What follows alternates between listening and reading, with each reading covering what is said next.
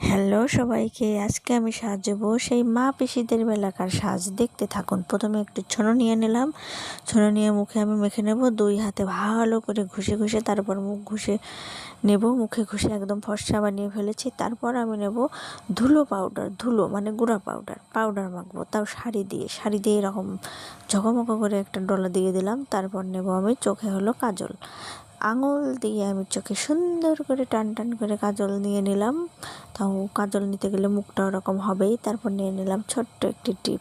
তারপর নিলাম আমি লিপস্টিক নয় যেন লিপস্টিক নিয়ে তারপর আমি বাঁধবো চুলগুলো বেনুনি করে নেব দুই পাশে। তারপর লাল টকটকে ফিতা দিয়ে দুই পাশের বেনুনিগুলোকে আবার বেঁধে দেবো।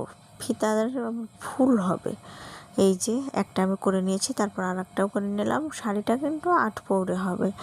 আমার ভিডিওটি ভালো লাগলে অবশ্যই লাইক, কমেন্ট এবং সাবস্ক্রাইব করে দেবেন। তারপর আবার আয়না দিয়ে মুখ দেখছি। ধন্যবাদ সবাইকে, কিন্তু ভালো থাকবেন, বাই।